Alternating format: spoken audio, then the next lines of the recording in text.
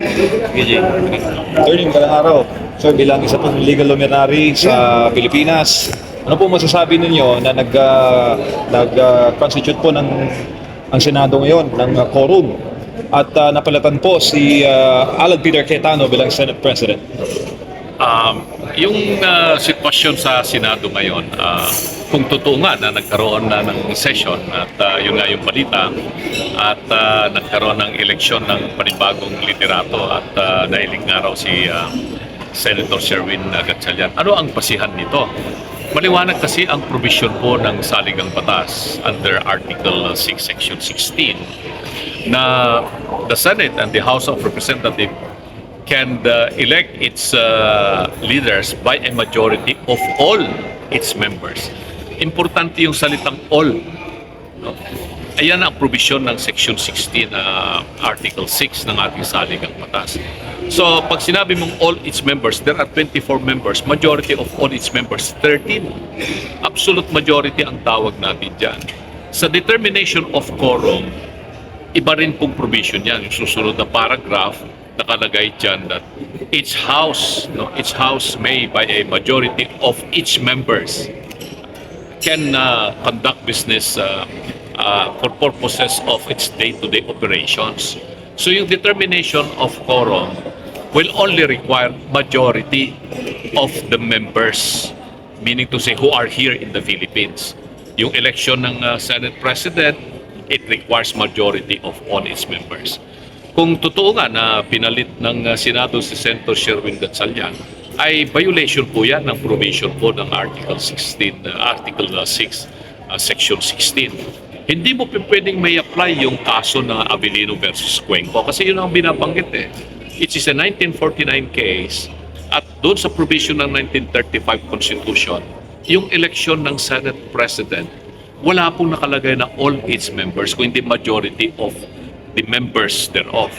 So yung Abilino versus Cuenco, kaya 12 yung nag-elect, natanggal si Senator Abilino at naipasok na bagong Senate President si Senator Cuenco kasi isa sa mga senador noon, si Senator Tomas Confesor, was out of the country. So practically 23 lamang yung senators na nasa Pilipinas at that time.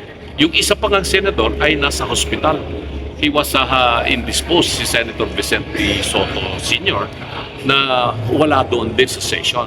So, yung 12 na Nationalista Party senators under the leadership of Senator Mariano Cuenco ay nag-convince sila at nag-elect sila ng Senate President at na-elect na si Senator Cuenco. Nakarating yan sa Korte Suprema yung kaso na yan at pinaliwanag ng Korte Suprema for purposes of determining a quorum to transact business, what is required is majority of the members of the Senate.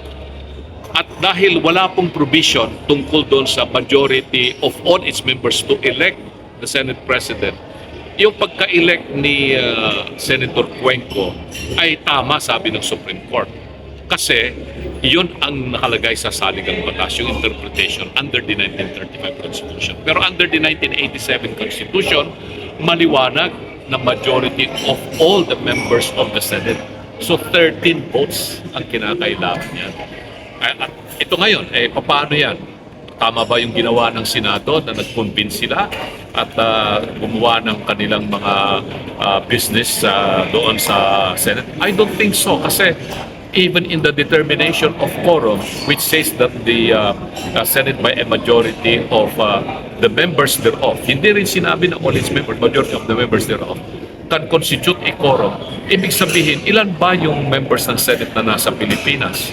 Ang nasa Pilipinas, I think there are still 24.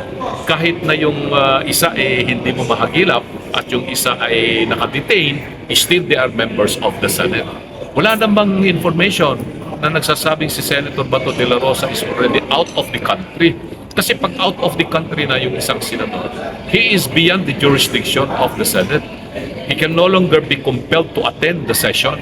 Nakalagay din sa Constitution kasi that compulsory process may be effected by the Senate in order to compel the attendance of the members thereof for purposes of determining a quorum so that it can transact business. Since all the members of the Senate are still in the Philippines, to determine the existence of a quorum, you need also 13 because there are still 24 senators in the Philippines right now. So sa tingin ko, questionable yung naganap na session kanina at yung pagka-elect ni Senator Gatchalian, whatever position he was elected on, ay violation yan ng ating 1987 Constitution. So if you are the legal counsel of the Cayetano bloc, what will be the petition that you're going to file to the Supreme Court? Well, that's very speculative on my part, but I think Senator Alan Cayetano is such a brilliant lawyer himself, and I know he has a lot of staff who can handle that. But well, for sure, pag magpapile sila ng petition before the Supreme Court, it could be a petition for certiorari, prohibition and warrant pursuant to the provision of Article 8, Section 1 of the Constitution in relation to the provision of the rules of court under the special civil action. So, maaaring gawin po nila yan. And sinasabi ko nga, ang leading case dito yung Abilino versus Cuenco. This is a 1949 case. The setting in that particular case under the 1935 Constitution is completely different from the setting now of the Senate under the 1987 Constitution. So magkakaroon ito ng panibago na jurisprudence. It will be good for the students of law and for our jurisprudence pag may maipal na petition, and let's wait for the Supreme Court to interpret what would be the correct meaning of the provision of Article 6, Section 16. So hindi po ba yan papasok sa intrusion of separation of powers? It's not, because the Supreme Court, when it interprets an action or any petition for that matter, and will decide for or against the petition, what is the Supreme Court implements is the supremacy of the Constitution. It is not the supremacy of the Supreme Court. Iyon po ang ibig sabihin niya, na it's not going to be an intrusion, it's not going to be something that will exertion of its supremacy over the other departments. No. When the Supreme Court decides a case and it determines that the action is unconstitutional or it is not unconstitutional, the Supreme Court is just recognizing the supremacy of the Constitution. It is not the supremacy of the court itself. Sir, other topic up to our bakit lang po kami ng details, bakit tatlo lang po yung bibigyan natin ng award kumpara sa mga previous Okay.